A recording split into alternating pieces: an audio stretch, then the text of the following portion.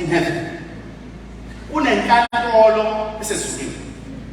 And most things zabazalwane kakhulukazi thina eAfrica nase-South Africa, respectfully saying, i-knowledge ne-information ulwazi luphuzile ukufika kuthina. Ngenxa yalokho ezinye izinto esizithola manje abanye abantu bazithola eminyakeni ewu-20 edlule. So ukubheka ukuba behind kwethu, that is education wise, ngokwempilo in general, most yezinto esezimamisa impilo yethu manje, izinto esizithola manje, lawo amanye amazwe ashiya phambili ngoba i-information kade baba nayo. So thina sijwayele respectfully speaking, sijwayele umsinde enkonzweni. Sadle sanokuthi amanga umsinde. Sanokuthi umuntu ongena umsindo akanamandla akanawo. Okay? Get the example. Sadle sangabe sabheka ukuthi emsindweni yini eshiwo. As long as umuntu ezoba umsindo omningi isikhathi eside, sithi I found this stamina nomuntu wow.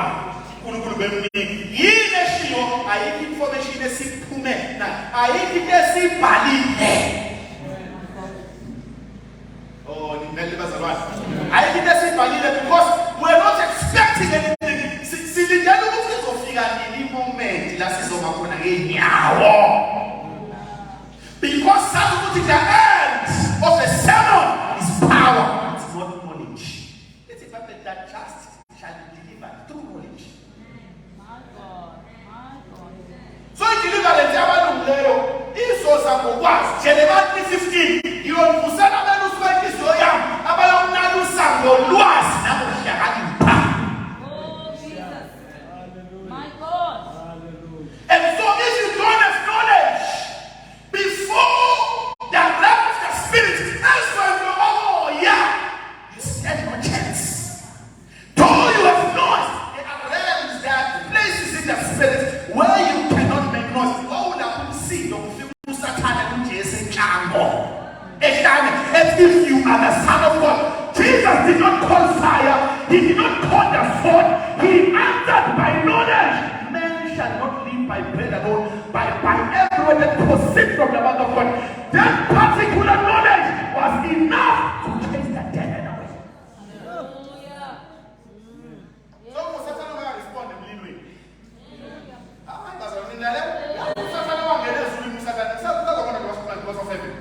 Usathane wangena phakathi kungwelengwele lo wemsebenzela ukuyongena bona he entered with the Son of God without being invited. He just popped up. Manje uNkulunkulu akasho ukuthi Michael wethakalani naye. No one called fire. God said to him, where have you been? What says I vele ukozula zula emhlabeni. Asunkulunkulu uyibonile yami uJobe wathi angibonile. Wathi hayi uJobe ukukhonza ngokumbusisile. Akakhonza ngeqiniso, ukhonza ngenxa yeprosperity. Ukhonzela impumelelo, akakhonza ngomthando. Asunkulunkulu no, uJobe umkhonza ngomthando. Ngokuthanda singayisusa iprosperity sibone ukuthi ngeke nakubeke. Nangempela they had a conversation with God. It's not every demon, especially the higher ranking ones, they don't respond to noise, they respond to knowledge. And so many of us have not been taught ukuthi uthandazwa kanjani enkantolo. Let's go to Revelation 12 verse 10. I want to show you something now. Revelation 12 verse 10.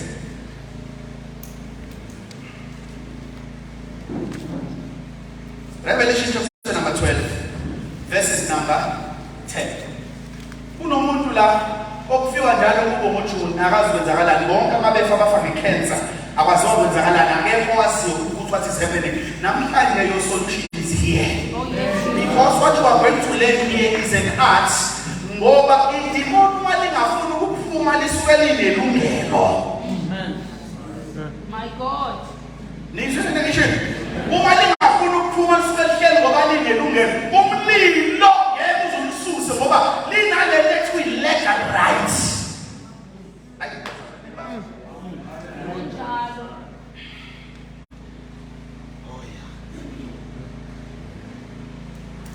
umuntu mangana 21 ashaba istroke bonke bese 21 bashaba istroke bonke mase befunda umatric baphambanyelwa yikhaya lezo zinto azikho automatic zisethiwe ezondokomoya amadimona nelungelo lokuba lapho khona wenza into ethize eyanikeza amadimoni igunya and until someone rises abe ne knowledge yokususa leyo nto it will continue happening kune power egcwele umlilo kodwa engenayo knowledge until someone rises and puts an end. My God. Also Isaiah 49, can you deliver a prey from the mighty one? Can you deliver a prey from a rightful captivity? What's a rightful captivity? What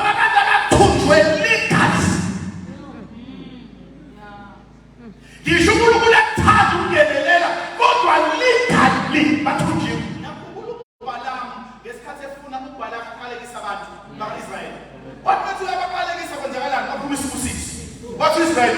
Hey, what legally Israel will I stand in? So they should have pronounced it yes.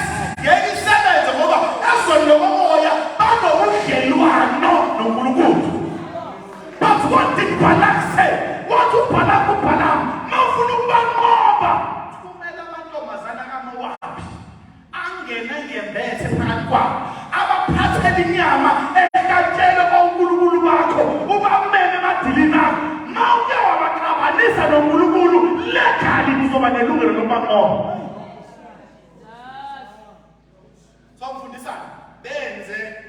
Zenze kube ne-legal ground spiritually. Ngomuntu enalegal ground kubanqoba. Ngisho ungafika mabe nempe nabantu abawu-3,000 kufike na-50,000 yekubenze lutho ngoba spiritually legally you don't have a right kodwa benze bone spiritually inkantolo yasezulwini irule against them. Once wenza uNkulunkulu waqhabana nabo ngisho ungathumela amasosha awu-10 azobanqoba. So I'm for to manipulate legal grounds in the spirit.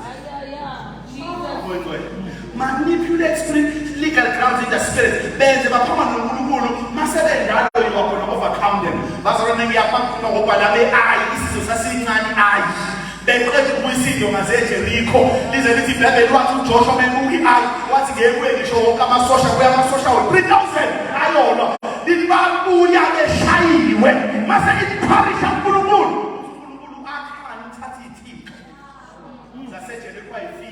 therefore Satan une-legal right yokunqoba ngoba iphambene noNkulunkulu. The moment benze repentance is the time God ebenzela umusa banqoba imali. So kunama-legal grounds uma sithi sifuna imvuselelo kumele siwa-remove. Ngoba ngisho sibathandaza kanjani as long as there is a legal ground for the devil, that is why before revival comes, repentance must come. Ngoba repentance there is no revival. Ngoba umlilo ufuna ukwehla usathane athi awukwazi ukwehlisa umlilo ngoba u1 or 2 or 3 abawenze. So we must know how to approach God as a judge. We must know how to maneuver in the court of heaven because revival is here today. Prayers are on the ground already, I promise you. Ningi mthandazo esiyenziwa abantu ucela imvuselelo maningi ama-intercessory night prayers maningi ama-camps njengoba sihlakela we are praying but that's the Lord I want us to pray today. I want us to pray and indlela efuna sikhuleke ngayo indlela yoku-approacha uNkulunkulu as a judge. Can you shout amen? Sing out Pastor Risha. Jesus. Muito bem. Revival is an revenge. Hallelujah. Revenge ithi lokhu usathana kuthotile kumele akubuyise kuphindwe ngasikhombisa. Revenge. Ingakho lithi will God not avenge his elect who cry to him day and night? So i-revival uma ingathintwani aspect yasenkantolo sizokwehlela umlilo kodwa konke okulahlekile ngeke kusesibuye. Kodwa uma kuthintwe ne-aspect ukuthi God is a judge. Uzokwehla umlilo kwebuye sekuphindiwe nalokuba silahlekile. Oh, hallelujah. Hallelujah. I remember in Samaritans, 2021, we had a prayer at 31 days, prayer and fasting. We met every day. And there was no breakthrough in our city. Crime. When you see crime, you must know ukuthi Satan usukeveza mama cells zakhe. Mawubona ubumba nohluphe kwazi Satan ukudisplay power yakhe. Mawubona abantu abangasindisi, ubona abantu abadayisa umzimba, ubona igebengu, ubona bonke ububi okwazi ukuthi Satan uflexa ipower yakhe. And so if we are in church exist emphakathini onjalo, lokho kufanele ukuthi kusihlube. Ngoba Satan udisplay amandla akhe in the land. How to display God's power? We go against it. That is what the kingdom is. And so during that time, there was no peace. There was no prayer.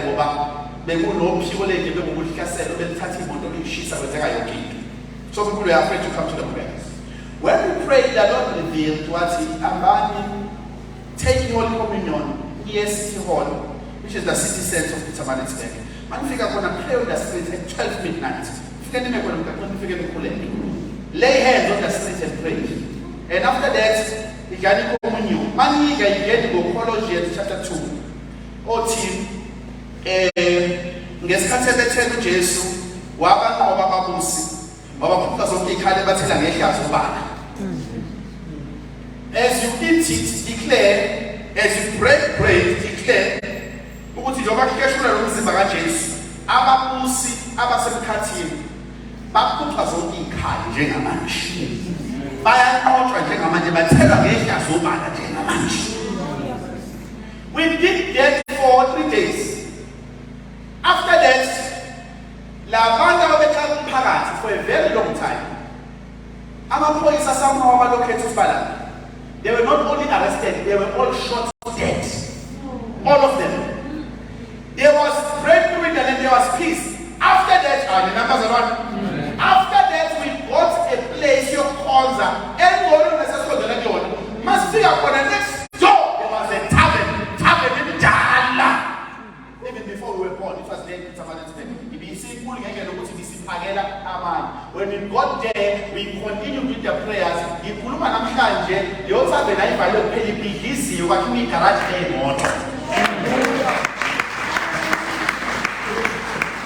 When you know how to legally operate in the spirit, you should develop a transformation. Transformation is born. Utwala udimoni lotwala umndeni wakhe laqala makwakho lehlela kubazali lehlela bokuba kabadala uyalibona manje nezingane zakini ezincane nawe ezikhula seziyaqala zigangela kutwala kabodi sekuyabona ukuthi le izoqhubeka. That thing is not normal. There is a demon that has a right, and you must know how to engage in the cause of heaven for that demon to pack its bags and go from your home.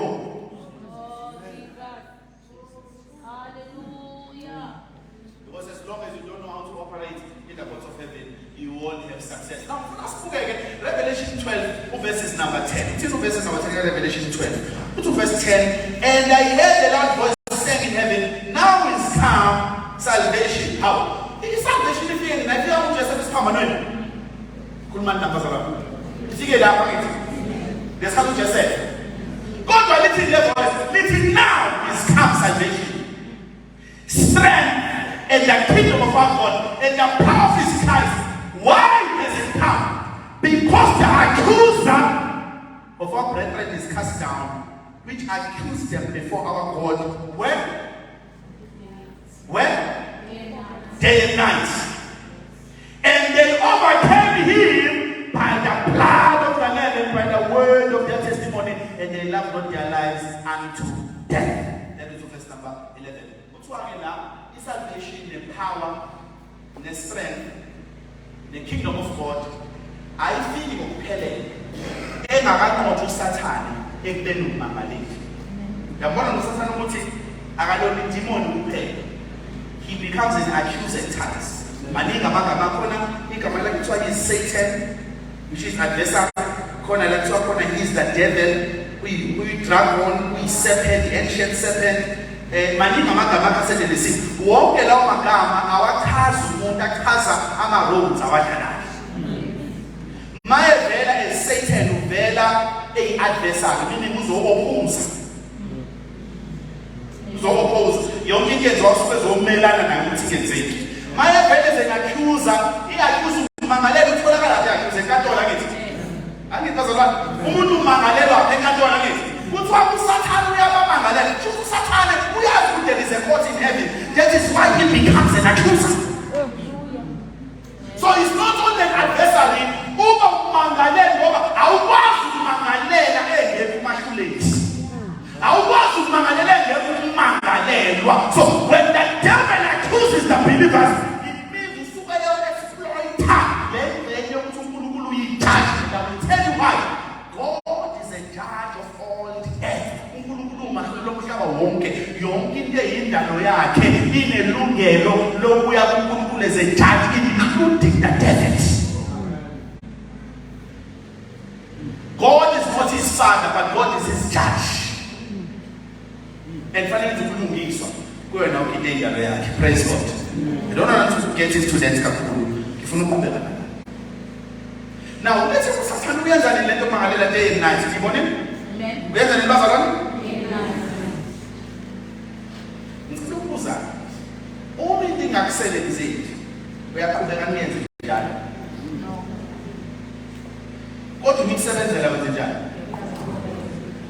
Kuthiwa uSathane bona wonke ama-occupation akhe okuyiyona yona yenza day and night into yokuthi ummangaleli. Kusho ukuthi iyona aspect emsebenzelayo leyo. Why imsebenzela? Ingoba abantu abaningi are not aware ukuthi God is a judge, and they don't know how to operate in the courts of heaven. Ngilale bazalwane. Uma uya enkantolo ulalela amacala, uyazi ukuthi enkantolo umuntu obulela umuntu wakini angaphuma ngeemsulo nenatha ngenxa ukuthi wena ubukhala enkantolo uthi ubaba basekho ufile ubulawe ilenja le enkantolo yena ame angakhala athi khona nofakazi bokuthi sibambe simdubulile sinama-fingerprints ami nokuthi sike saphathwa yini. Number 2, nawe umngani wami manje umbuzo usingangilaphi ngeyosuku lesigameko nangesikhathi esigameko uzonitshela ukuthi ngangingekho lapho nganginayo. Wena uneshow uyazi ukuthi umbulele, kodwa ishow yakho nezinyembezi nobuhlungu bakho akusebenzi la. Unama-rules asebenze enkantolo, unama-ways of engagements asebenze enkantolo. Oh, bazalwane, many times we go to God and we cry, Lord, do this for me, Lord, send revival. And the last isuke siyicela khona esikhathi lezo inyembezi ayisebenzi kumele size siphethe ama-facts nama-reasons asubstantial azokwenza the charge of the whole earth as granted revival.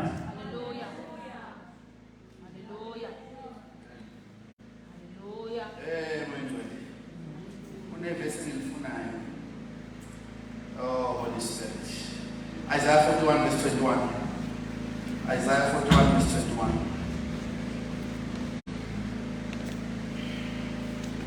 Isaiah 41 verse number 21.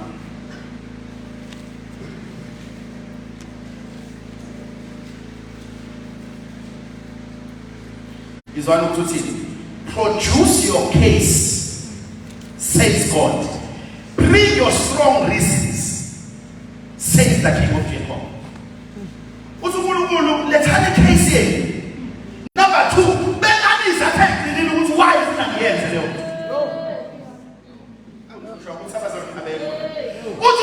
Produce your. So when you go to him, don't just tell him to produce strong reasons. Meet 2 weeks before. Must think it's in Vienna, he tell you, Okay, let's see how we're gonna get you out. As bega ama reasons azokhipha ngoba uma uzofika enkantolo uthi mina ngiyalisaba ijele ngeke uziphume. Choose your strong reason, says the God of Jacob. So this is the moment where sitting upon knowledge ngendlela ongakazi uyibone. And I bless God that God is raising this generation of the people I'm seeing here, because the people that God is raising are abantu who are fed up with noise, in noise and in substance, no who saw the sungeza in every Sunday and every revival will not break through in the spirit. Abantu who are raised, abantu who are fed up, who are saying we want to see results.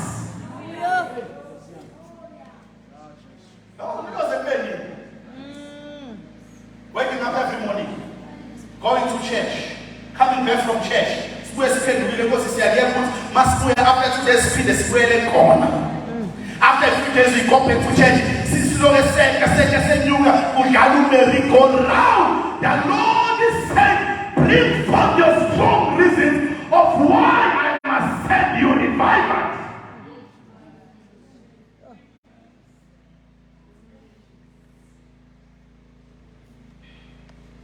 And we are going to produce them.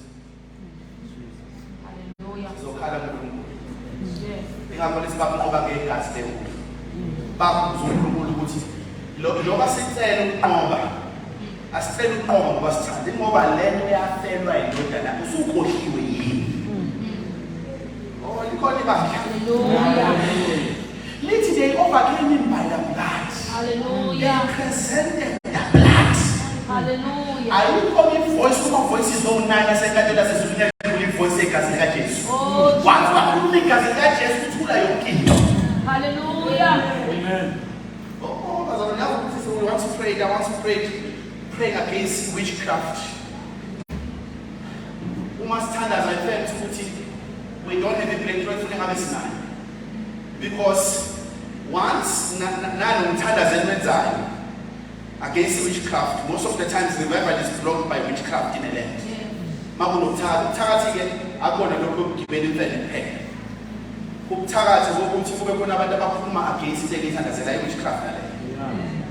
In fact, the higher level of witchcraft is in words, not actions.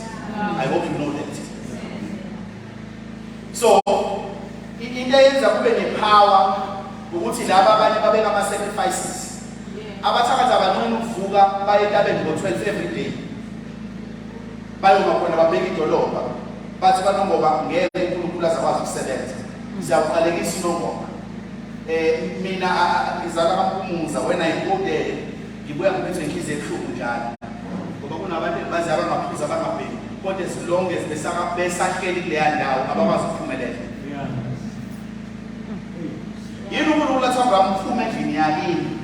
Nakubantu bakini uzobusisa ingoba eHaran eMesopotamia kade kukhonza uNkulunkulu abaningi was a curse upon the land. He couldn't be blessed in that land. God had to deliver him geographically before he blesses him. Hallelujah.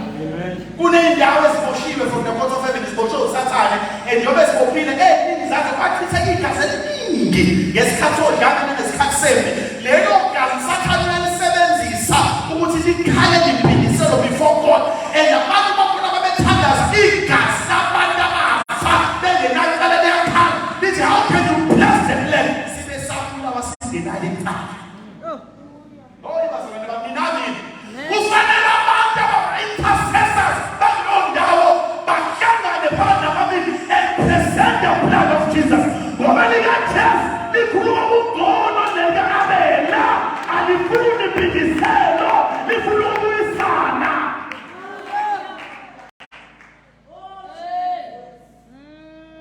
Etofuneka ama-intercessors abe wise akulo ndawo athathe igazi laJesu adlisilo athandaze phethe igazi athi uma likhona igazi lomhlatshelo elidlula leli uma igazi lephusi likhulu kunaleli uma igazi lenkomo likhulu kunaleli uSathane akenza into yakhe. But if there is no blood that is greater than the blood of Christ, let the devil be stopped in Jesus' mighty name.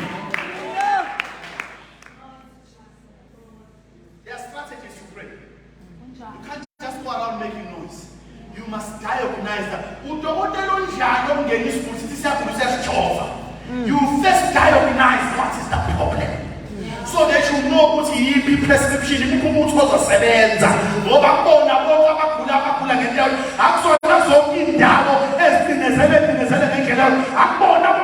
You diagnose when you manifest, then you pray.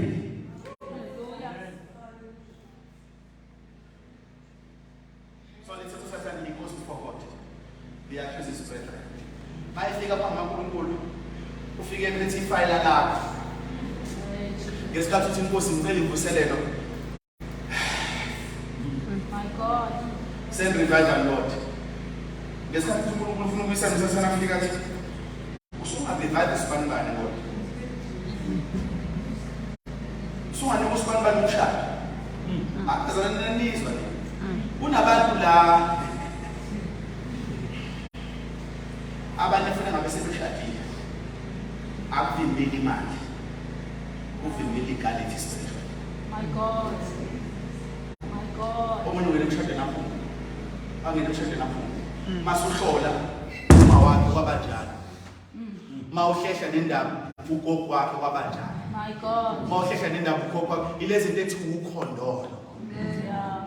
Ukhondolo alenze automatically akuyona into emane yenzeke. Kodwa into setshenzwayo emusweni womnyaka. Amen. And you shout amen. Amen. I think invezela ukuthi uSathane wenze njani. Oh, Holy Spirit. I want to show you. Let's go to 2 Samuel chapter 21. Useke wathi usuku iveje breakthrough. Usuluzile eminyaka. Uvuka uthola ikhole kusenze something just came up, we can't do it anymore. Ukhuluma nani bazalwane? My God. Yes. Kade sesana yonke. Vele ngene ikhole ethi we are sorry. We can't do it anymore. My God. Kade usuze wa post. But finally.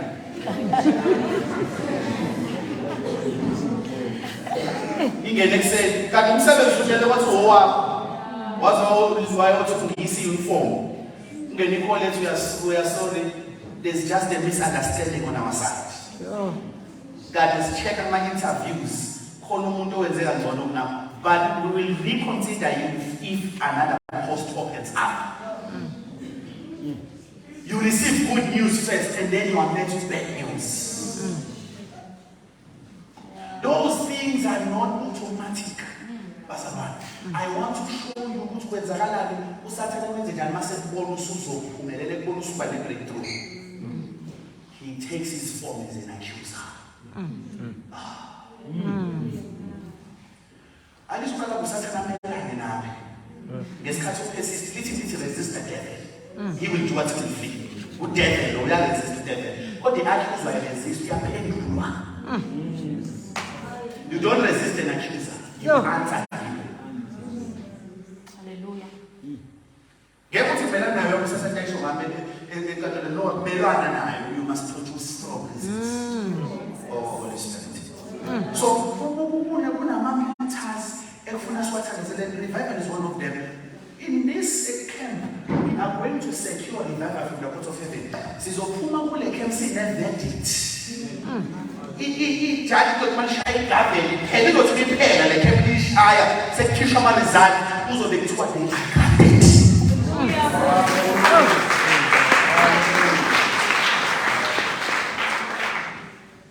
Second Samuel 21, verses number 1. Second Samuel.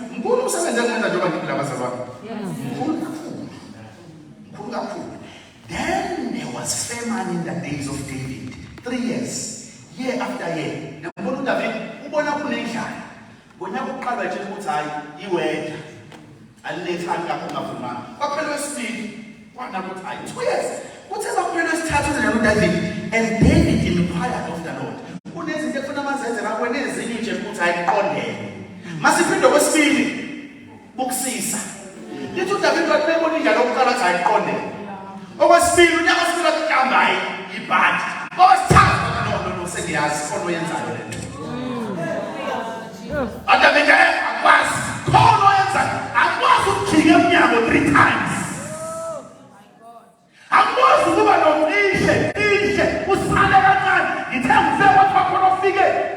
ago. It's hanging in your only business and other season. But you are no on Canada, put that is all.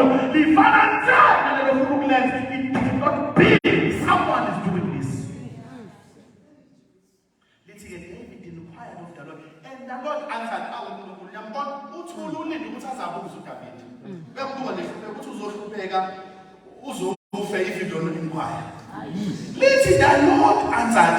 Let go to the Lord. What's why you come David? What did you David?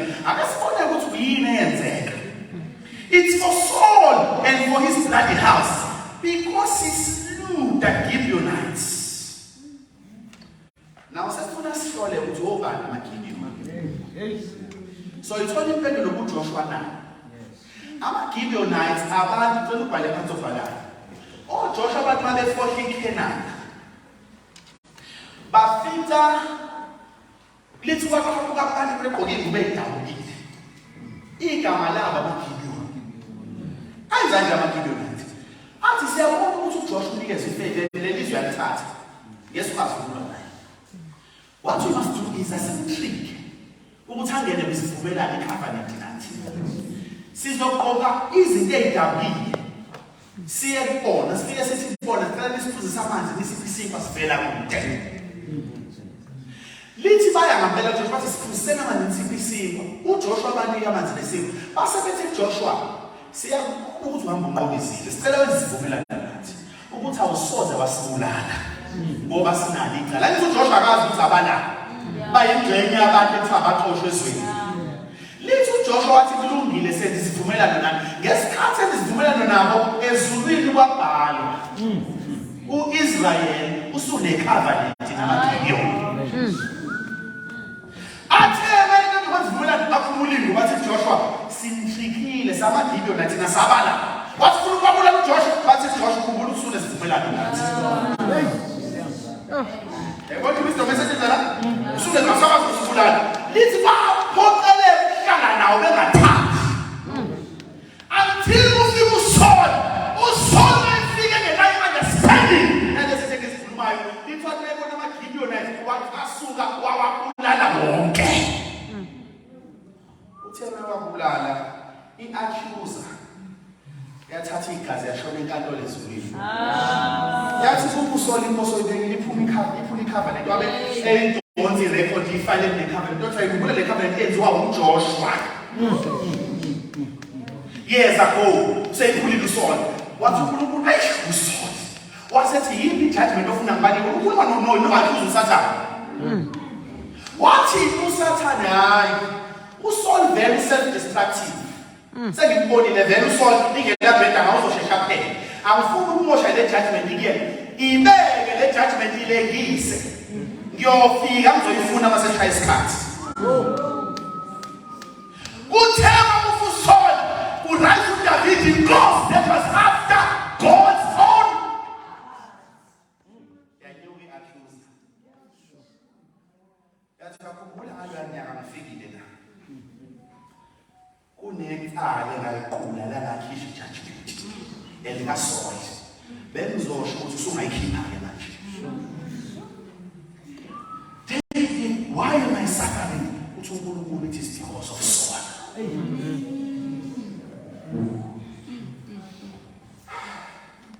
Lithi judgment ngeke kwa David washaya lendlela kaGrace uthemele ukukhuluma uNkulunkulu wathi uNkulunkulu le ndlela ngeliphele illegal isemthethweni ayabazamani injalo zabantu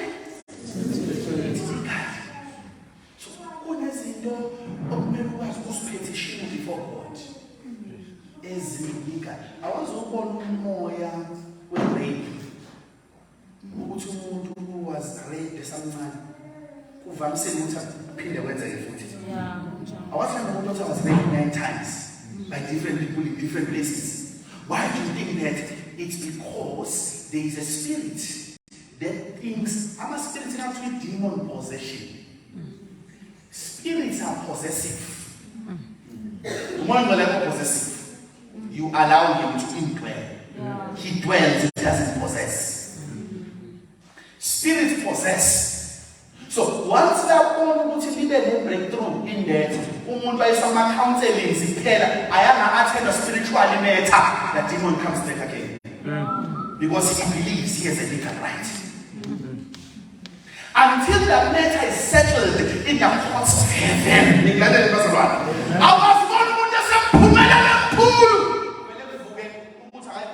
Text 30 years ago.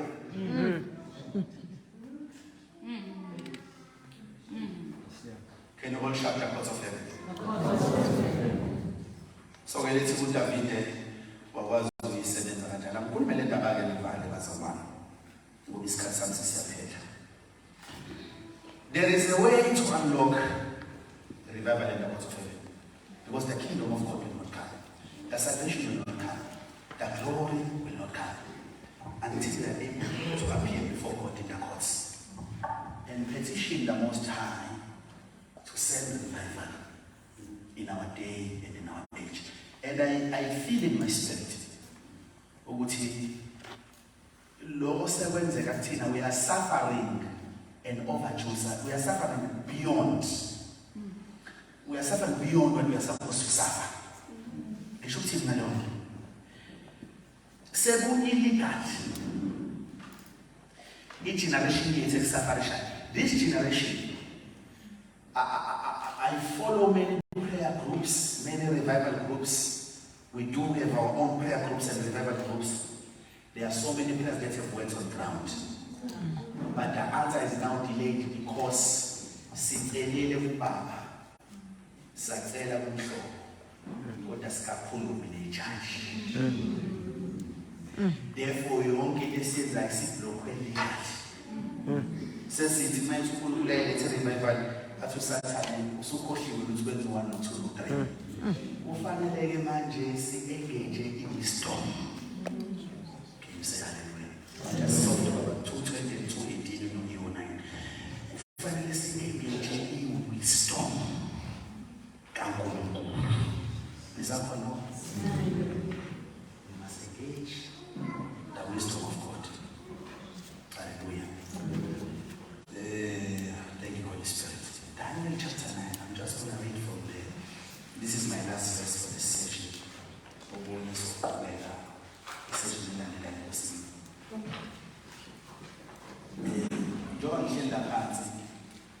I'm telling my wife, I'm getting my mother will be busy till before.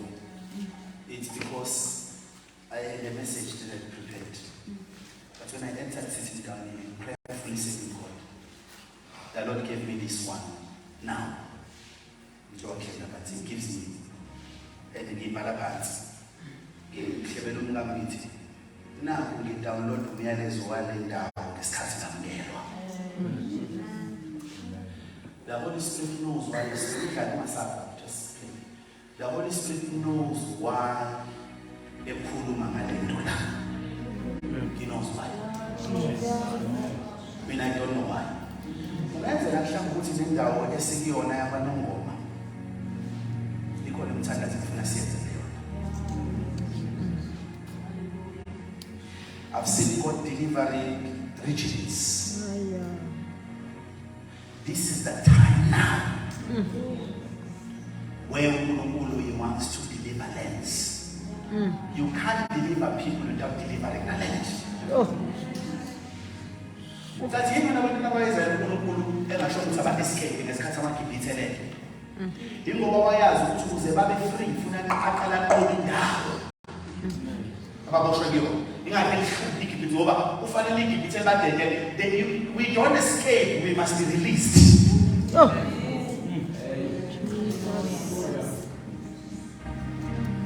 Ngoba uma ngabe ufare ngasidedeli ngeke siphinde sithole kule ngakho noma sebephumile wabajaha ufara kodwa bafuna nqotshwe lokho bophile khona abantu abangizwayo lokho phile kufanele anqotshwe ukuze abantu bakhuleke ngoba a prisoner ephile ejele ayithola ukuphumula ihambe free futhi ihambe ikasha. Now we must receive a verdict of release. We must be rightfully released, and we declare we stand on this ground by the word of the Lord that this is the set time of visitation. manifestation for the land that we declare in the name of the Lord Jesus Christ. Jesus. This is the same time Hallelujah.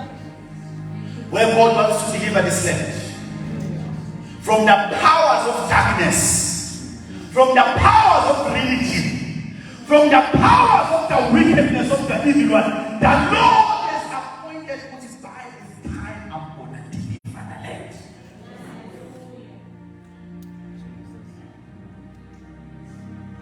And so there's going to be breakthrough. Hallelujah. Even in churches, there's going to be breakthrough. Hallelujah. And the Lord is going to raise his intercessors. Hallelujah. They are going to intercede according to the mind of God. Jesus. Can you say thank you, Holy Spirit? Thank you, Holy Spirit. And then I'm going to walk up and down the streets of Ndlovu.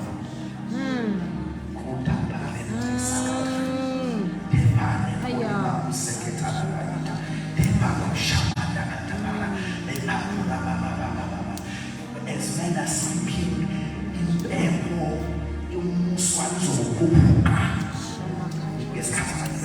and God in heaven is going to sign a verdict. And say they are granted. And families are going to be set free. Oh, Baba, Bazubuye Makai. Nabaduganis, they are going to come back to their wives and families.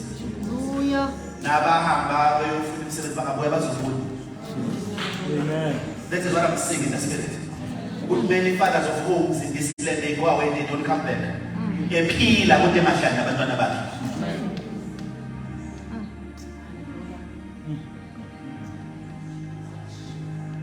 to come back. Revival is not only for church, it is for the civilization of the land.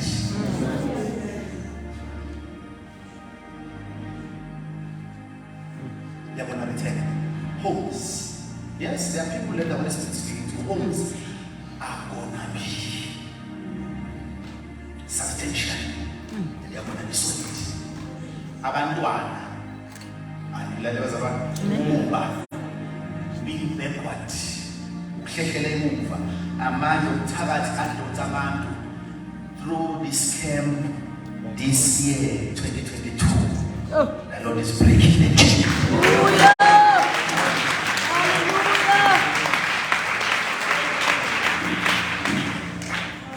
We are so capable.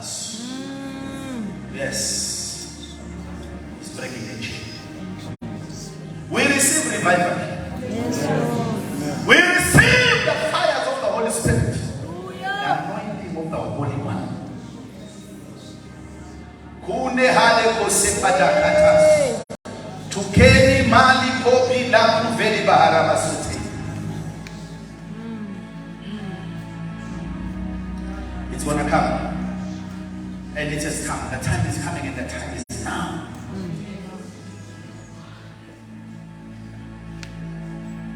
Says the Spirit of God. Hallelujah. This is what we're gonna do now. This is a Kubela, no winning. We'll session like that. I'll speak on the functionaries that are gonna receive revival. Because now I'm teaching you how to release it from the courts of heaven. When you come back, we're gonna see. I'll be explaining you why you are here. Why God is interested in using you. Jesus. Amen. Akuso isikhathi sokusonda lesi. Oh, ngicwele. And I love ministering kubantu abanehanga njengalokuthi uDecember bafuna ukuzofasta bona. Those are the people. That's why I want to diary. I told him diary yethu ivale ngomhla 18 when we had the conference yokuvala unyaka. That's why we shut our diary. I told him ukuthi after umhla 18 I don't go out in Shomatimana. But when they explained to me the vision, nokuthi abantu abasukelela abantu most of them abasha ngoDecember abayofuna uNkulunkulu ngoDecember I said I'm coming. Because those people don't play. Those people are God.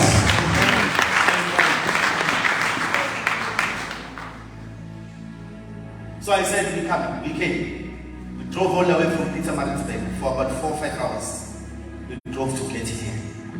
Because I said to God, I cannot go to rest if there are people who are seeing you like this.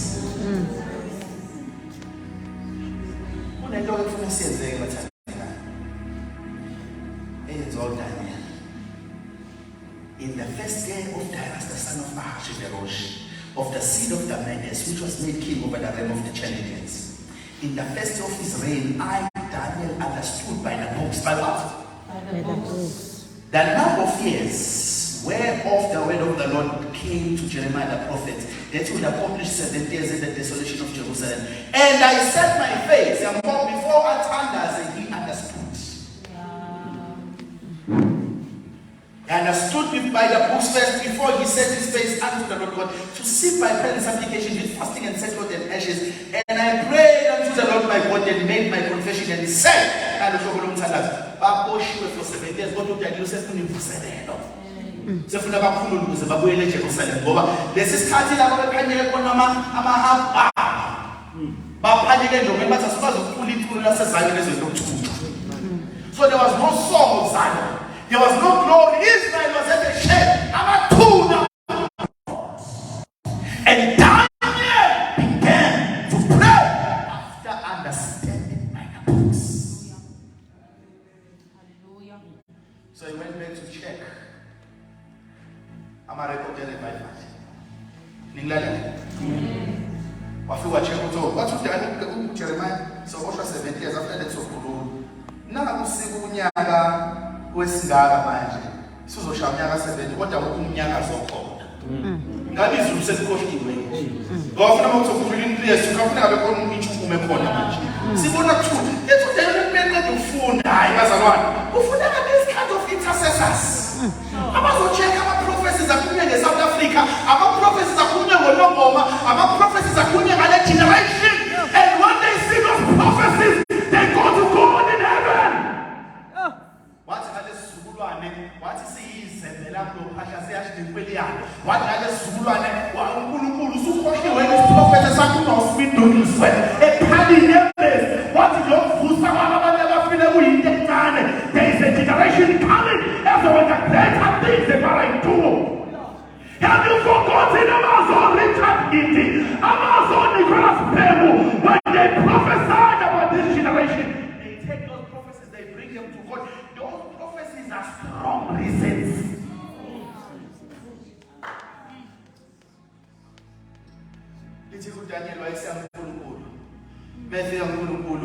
He made a confession. What's our Lord? The great and dreadful God. You keep the covenant and mercy to them that love you, and to them that keep his commandments. We have sinned. We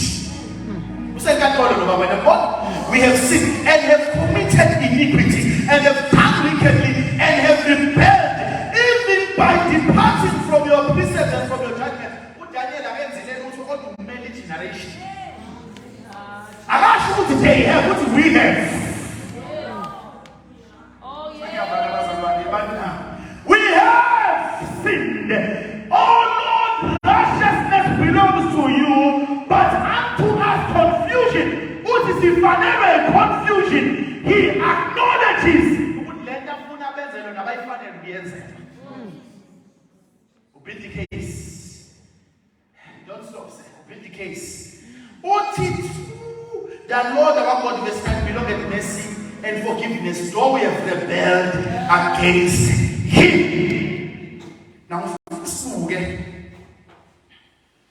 18. Oh my God, incline your ear and hear. Open your eyes and behold the one desolation. Behold the city which is called by your name. And what I know that Daniel, who said the time reasons.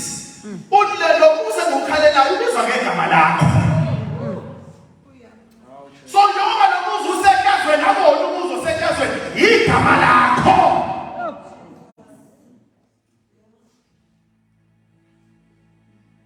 Master understanding, oh Lord, hear, oh Lord, forgive, oh Lord, hearken and do, differ not for your own sake. Oh my God, for your city and your people are called by your name. What was Daniel long get tell again, then we don't tell it away. This is a skillful intercessor. Hallelujah. Hallelujah. What is for your name? What is for your name? It's your name. It's a caswell. Joba no bako bese caswell. Kamala ko joba le umusi. Uile. Jebo muno ngoma. Uga jebo bibanga lakho. Elwa no ngoma leka jebo basika ngesi ibanga lakho. It is for your name's sake. Hallelujah. Let's go to verse 20. And while I was speaking and praying and confessing my sins and the sins of my people Israel, and presenting what? Presenting my supplication before the Lord my God for the Holy